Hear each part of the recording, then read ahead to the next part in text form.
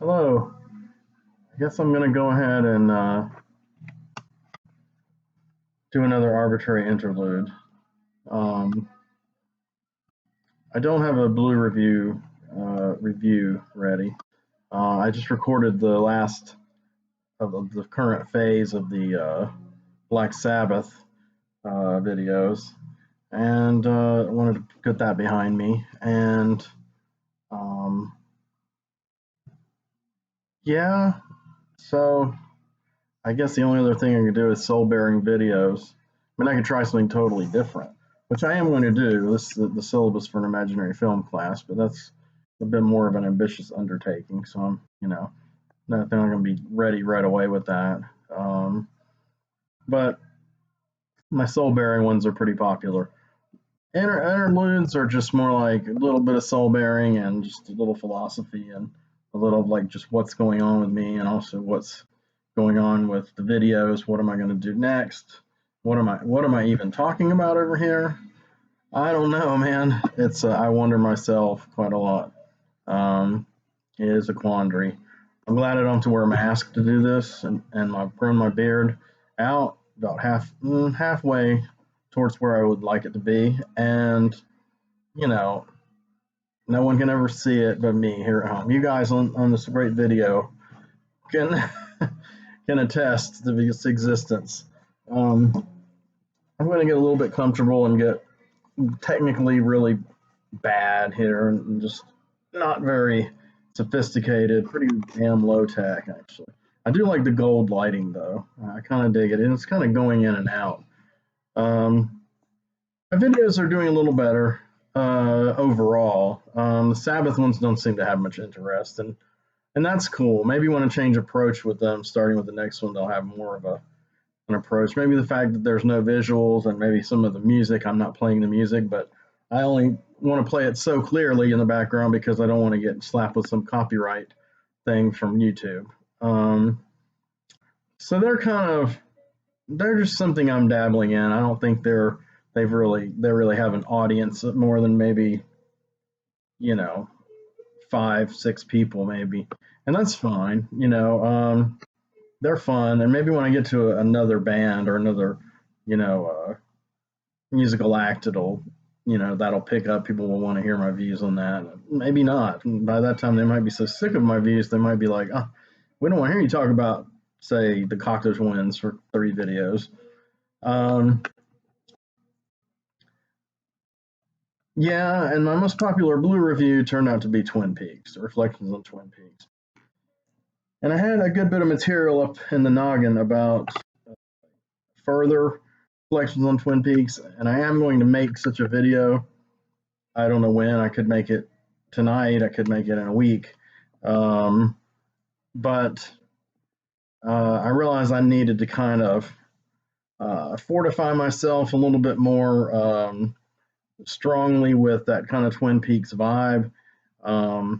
So I did watch Twin Peaks Fire Walk with Me for the umpteenth time, and the full missing pieces piece on the same Blu-ray, which was the second time I'd watched that all the way through, and it was a bit more of a test the second time because you can kind of see where Lynch uh, wanted/needed to cut that stuff in order to focus the movie. But you also see how it was fan service for the series fans, seeing what they were up to in the prequel, and that was fun. If it had been an episode of the series, a more coherent episode, then I think that would have been fun. But the fractured nature of the missing pieces made some of the scenes seem not really meaningless to the narrative of Fire Walk with Me, not meaningless to the overall texture of Twin Peaks. The Ed and Norma love story is prominently in my mind as I say this, and then also a scene with Pete and Josie at the lumber yard or wherever they own, and some amusing stuff. Laura stuff, the mystical occult stuff's interesting. The Bowie stuff with Philip Jeffries is, of course, indispensable, and it has a lot of clues. And a lot of these scenes that were cut, uh, have clues that were picked up in The Return, season 3. Um, so I think that era when he shot all that stuff, all that whole, well, how long is it? 2.5, 4 hours altogether with the feature as it is and the missing pieces. So when he shot that 4 hour work, it was definitely a bridge between the earlier work, which is the umpteen hour television series, 30-ish hour television series, I guess, and the 18-hour return. It's very appropriate. There's a lot of balance on. I think Lynch knows what he's doing, and I understand. I may have mentioned this in the other video that he's doing some kind of Wisteria, another a Netflix original series that he'll be writing and developing. Of course, some people are already wondering, is this really Twin Peaks under another name, season 4? And I kind of hope not. I mean, I don't want to make the people who are hoping against hope that it is feel sad, because I remember what it was like getting frustrated when it was seeming as though season 3 wasn't going to happen after it had been announced, and it was delayed, but it was worth it. But now so many of the cast members are dead, and everything's taking place in an alternate reality, kind of, to the one that we're most familiar with. It just seems pointless. It would be kind of I don't know what it would be, an epilogue. I don't know. I think, what time is this? That's then the scream. That's the end. Twin Peaks fans will know what I'm talking about. Non-Twin Peaks fans will think I'm just raving here. So I am ready, obviously, as far as in spirit, to do another TP video. Just not right away. I would like to do some other Blu-ray reviews soon of some Blu-rays I've gotten in the last year. Not recent ones because I've curtailed my spending. But there are some, and some Criterions I still want to talk about. So I have on the side been watching snippets of these and casing out bonus features and getting ideas. And the Code Red Blaxploitation one I wanted to do, like I said, sometime in December. We'll probably move it more towards January or February at this point, the way things are going. But who knows? I may get really inspired and slap on all 5 of those, 4 or 5 of those Blu-rays, and knock them out and do a little piece off the top of my head in no time. It's hard to say. A lot of this stuff depends on mood, but a lot of it is, I feel like I need to do these videos. For me, I think they're very therapeutic. I get to try to speak the way I speak up here, rather than in clipped phrases on Messenger or comments on Facebook, or niceties at the day job, and niceties of a different kind at the home job with the people who order for me. This is a little more me, not just like me emotionally, but me intellectually too, and like I said in one of my other videos, I think it was my last soul bearing video that I did, the 3rd one. I do have worth and I do have value, and I think anybody who's outing their own worth or value, listen to me. I can't tell you you have worth and value. I can't make you have worth and value, or see that you do or don't. I don't know you. Some of the people watching I know, I could comment on, but not many, I'm sure. And but it's up to you to decide and see that you have worth and value, and not be trapped by the actions of others that make you feel, wow, I'm just nothing, And I've carried a lot of that around a lot of years, and I guess that's why I'm passionate about the arts. Besides the fact I have an affinity for them and a modicum of talent, it's just that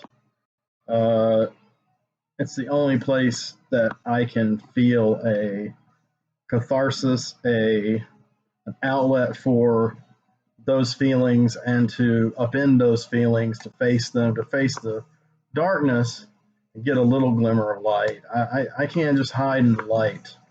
I mean, I'm fascinated with the darkness, and this is sad to say, uh, beat me over the head here, but beat you guys over the head here, like an anvil. That is one of the many other things that I've bonded with my ex fiance over. We had a lot of talks about dark work and light work, and this kind of stuff, the mystical side of healing and emotional healing. Um, which makes our situation even more profoundly uh, disappointing and strange how it's turned out. Um, I have been down a bit about it. I've been down about a few things, mainly just worrying, anxiety, worrying about money and health, physical health, but trying to gradually keep my mental health afloat. Took a couple of days off of Target, and that's where I work during the day. I wasn't just to reveal that place. I took a couple of days off of the day job, um, and it's at Target, by the way. I don't work for Target, just to clarify. So I still haven't told you who I work for. But I needed the mental health days or whatever, and when I do that, when I have a couple in a row, last couple of weeks, I hate to say it, some days I will sleep almost the entire day, and my mind won't really wake up till the evening very much. And then the next day, I'll start to finally get a few things done, and that's kind of what's happened uh, this week. I've been off. Well, I was off Tuesday anyway, but I found myself falling into that spiral on Wednesday, and it was pretty bad. Um, Good thing my dream world is very rich. Uh, Sometimes you just want to escape into it though, because I do have such lucid dreams. Um, but today I did get up. I did work on my orders, and I did mail out my orders, and now I'm working on sending the tracking numbers to all the appropriate parties. Uh, and I did go to Subway as I usually do and have a veggie delight, and a spinach wrap, and it was lovely, and it's good brain food for me, And I wrote a number of pages about Flickr Street in this new notebook I have, the one I got free at my work, and I really liked that notebook. I got another one too. They were free, and which all black and free and cool looking with a pen. So there you go, brainer. Um, so I wrote a good bit in the one of those that I've been devoting to my stories, and I'm still. It's like when I'm in that position, like it puts me back to some of the places where I used to write when I was younger. Some of the conditions under which I wrote, where the channels were really open, and um, it's like when I was, I guess, 19, 20. I was at community college, and I would write upstairs in between classes, or as the day waned and the classes started to let out for the day. Those places would still be open, and I would just kind of sometimes be on a floor all by myself, just writing and doodling, sketching, and coming up with new ideas for what has ultimately become Flickr Street. And that was in the 1987 era. I mean, some of it happened in 1987, some of it happened in 1988, but the writing, um, and it was to where I was. I've probably gone over this a bunch in the Flickr Street videos, but it was going to the point where I no longer tried to collaborate with other people on what I was doing on my work. I took control of my work, and it was my work, and I kind of jettisoned as much as I could, going forward, to extricate myself from any overt influence from another person. And it was more of an emotional thing doing that than it was a creative thing. Creatively, I thought it was going to be difficult. I thought, I always need a kibitzer, someone to roll ideas off of. And, it doesn't hurt. I have a good friend now that definitely fulfills that function in my life. But and then for a time my ex-fiance did as well, you know. But by the same token, I didn't need it anymore. So I was pleasantly surprised by the ability that I could steer the ship alone as the lone passenger, and the pilot. And you know, I've been on that ever since like 1988, and that's the end. You know, 1989, 1989. I officially kind of said to myself, you know, this is a solo project. You know, I'm not going to use other people's characters. Uh, and if other people's characters do inspire my characters, I'm going to kind of disguise them, just teach them a bit. And that's kind of what I've done, you know. But generally, it comes from up here. It's all one world. It's all kind of a reflection of reality through this lens. And wow, so I've gone on a long tangent about Flickr Street, and this video isn't even really about Flickr Street. But I, you know, talked a while about Twin Peaks. Uh, don't really have anything else to say about Black Sabbath. Um, as the soul bearing, I'm kind of doing it now. I don't really know if I have an audience or not. My subscribers are gradually rising, and my views, especially on the Twin Peaks video, are really rising. Um, but who knows? You know, I don't know what this is. Super low tech thing going on here. I have no illusions to do it. I barely have the graphic design talent to do a lot of the things that people do to spiff up their videos visually.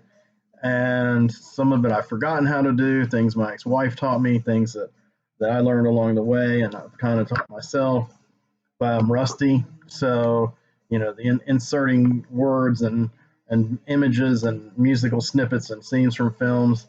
I could do all that, but to be honest, by the time I finished each video, I'd be like, kind of like, what's the point now? I mean, it's one video, it looks cool, but I kind of rather create content, generate thought content, and that's really what I'm here for. I mean, I don't have any visual aids, you know, I don't have all of that tech at my hand, and I have some of it, but like I said, I'm not great with it by myself. Um, but again, you know, I kind of like this format. You know, it's intimate, and you can get to know me and either like me or dislike me, or just, you know, hit the off button, hit the mute button, stop, pause, whatever. I mean, you can rewind and view also. That'd be nice, but I'm just saying.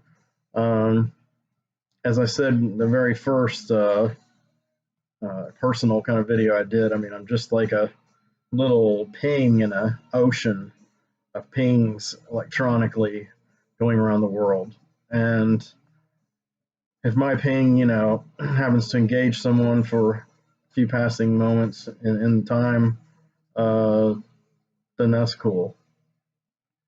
So forward, and I don't know what I'll do next as far as with the movie reviews, the Blu-ray reviews, uh, and I'm not really sure where I'll go next with the the personal stuff. And as far as Flickr Street, like I've said a few times, I think I have one more video because I did do a lot of structuring today, and I laid a lot of groundwork. I basically outlined a whole novella kind of thing that was a sequel to another novella thing that I'm just about completely finished with, that I want to put on my website. It should be, you know, when all put together, pretty formidable link, but it's been serialized on my Facebook pages for Flickr Street.